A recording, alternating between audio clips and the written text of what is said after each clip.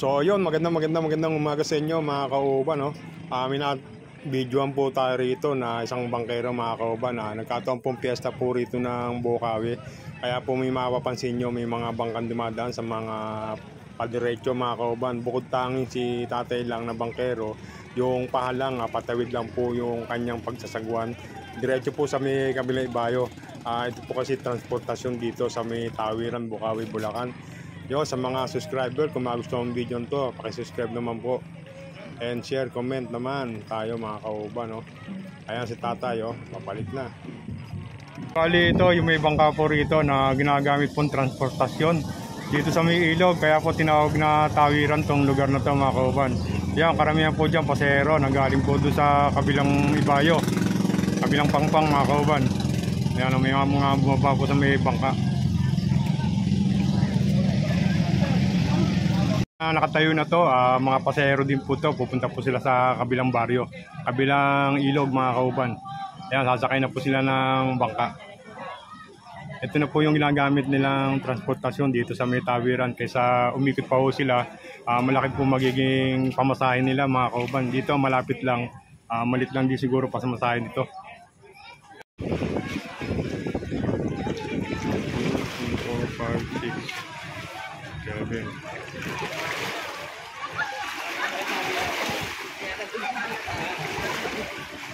Medyo maalon po yung ilog, malakas po alon kasi may dumadaan pong lancha mga kauban. Ayan, tulin po kasi ng mga lancha. Ayan, no? Bali ang sakay po ng bangka, bali 6, 7. Ayun, yung mga pasero, ayan, mga nag-aantay po sila.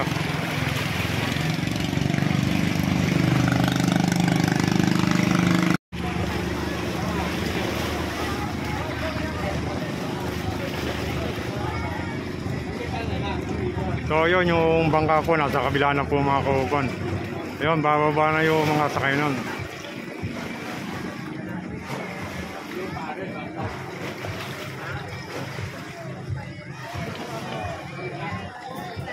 Makikita rito yung bangka, pabalik na po siya, may pasahero din po siya pagbalik. Bali, isa lang po si tatang na bangkerong nakikita ko rito na nagtatawid ng mga pasahero. Ayan, may sakay po siya, 4.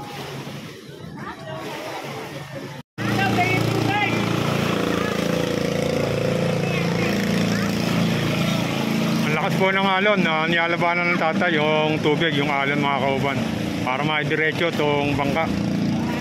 Ayan, bababa na po yung mga pasero niya mga kauban. Ayan, napaka-gentleman po ni tatay. Ayan, tinulungan pa si ate, nalalayan pa po niya. Yung may kapatlit na pasero na yung bangka mga kauban. Ito yung mga nag-aantay kanina rito.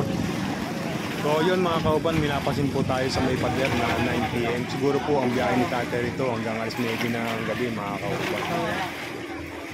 So yun, makikita na pinauusod ni tatay yung mga pasahero. Tapos tatay, bibiyahe na ulit, papunta na sa kabila. 3, 4, 5, 6. 6 po yung paserong tatay, pampito siya mga kauban.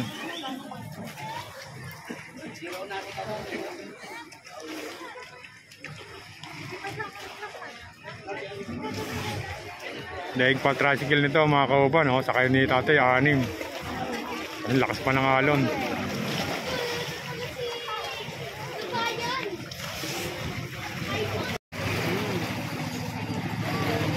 Si tatay nasa gitna na.